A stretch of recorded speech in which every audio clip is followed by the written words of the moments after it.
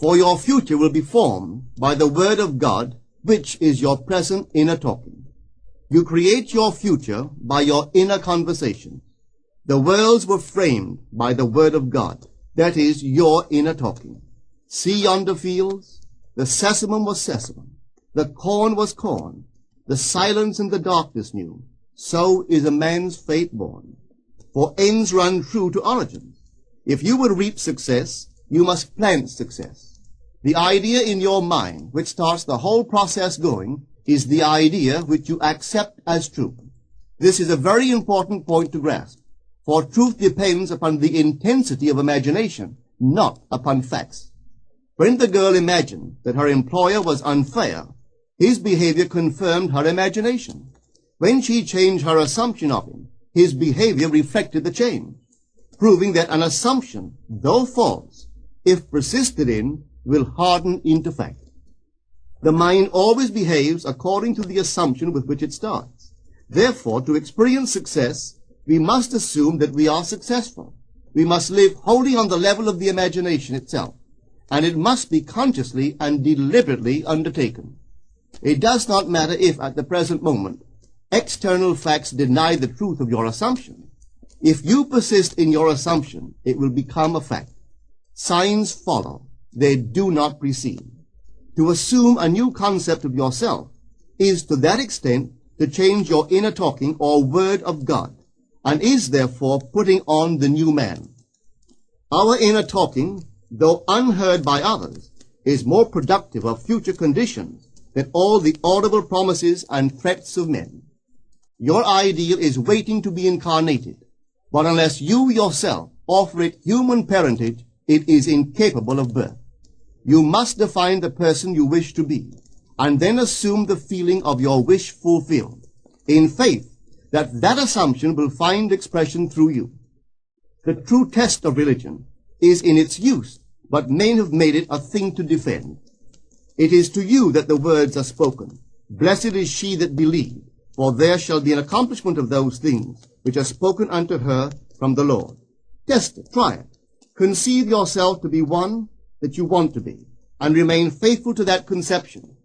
For life here is only a training ground for image making. Try it and see if life will not shape itself on the model of your imagination. Everything in the world bears witness of the use or misuse of man's inner talking. Negative inner talking, particularly evil and envious inner talking, are the breeding ground of the future battlefields and penitentiaries of the world. Through habit, man has developed a secret affection for these negative inner conversations. Through them he justifies failure, criticizes his neighbors, gloats over the distress of others, and in general pours out his venom on all. Such misuse of the word perpetuates the violence of the world. The transformation of self requires that we meditate on a given phrase, a phrase which implies that our ideal is realized, and inwardly affirm it over and over and over again until we are inwardly affected by its implication, until we are possessed by it. Hold fast to your noble inner convictions or conversations. Nothing can take them from you but yourself. Nothing can stop them from becoming objective facts. All things are generated out of your imagination by the Word of God, which is your own inner conversation. And every imagination reaps its own words which it has inwardly spoken. The great secret of success is a controlled inner conversation from premises of fulfilled desire. The only price you pay for success is the giving up of your former conversation, which belongs to the old man, the unsuccessful man. The time is ripe for many of us to take conscious charge in creating heaven on earth. To consciously and voluntarily use our imagination to inwardly hear and say only that which is in harmony with our ideal is actively bringing heaven to earth. Every time we exercise our imagination lovingly on behalf of another, we are literally mediating God to that one. Always use your imagination masterfully, as a participant, not an onlooker. In using your imagination to transform energy from the mental, emotional level to the physical level, extend your senses. Look and imagine that you are seeing what you want to see, that you are hearing what you want to hear, and touching what you want to touch. Become intensely aware of doing so. Give your imaginary state all the tones and feeling of reality. Keep on doing so until you arouse within yourself the mood of accomplishment and the feeling of relief. This is the active, voluntary use of the imagination, as distinguished from the passive, involuntary acceptance of appearances. It is by this active, voluntary use of the imagination that the second man, the Lord from heaven, is awakened in man. Men call imagination a plaything, the dream faculty, but actually it is the very gateway of reality. Imagination is the way to the state desired. It is the truth of the state desired, and the life of that state desired. Could you realize this fully, then would you know that what you do in your imagination is the only important thing. Within the circle of our imagination, the whole drama of life is being enacted over and over again. Through the bold and active use of the imagination, we can stretch out our hand and touch a friend 10,000 miles away and bring health and wealth to the parched lips of his being. It is the way to everything in the world. How else could we function beyond our fleshly limitations? But imagination demands of us a fuller living of our dreams in the present. Through the portals of the present, the whole of time must pass. Imagine elsewhere as here, and then as now.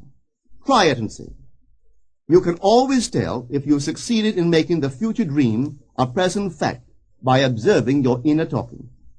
If you are inwardly saying what you would audibly say, were you physically present and physically moving about in that place, then you have succeeded. And you could prophesy from these inner conversations and from the moods which they awaken within you what your future will be. For one power alone makes a prophet, imagination, the divine vision.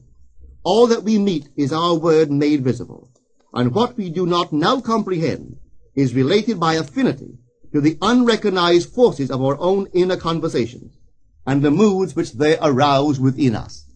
If we do not like what is happening to us, it is a sure sign that we are in need of a change of mental diet. For man, we are told, lives not by bread alone, but by every word that proceeds from the mouth of God. And having discovered the mouth of God to be the mind of man, a mind which lives on words or inner talking, we should feed into our minds only loving, noble thoughts. For with words or inner talking we build our world. Let love's lordly hand raise your hunger and thirst to all that is noble and of good report, and let your mind starve ere you raise your hand to a cup love did not fill, or a bowl love did not bless, that you may never again have to say, "What have I said? What have I done?" O all-powerful human word.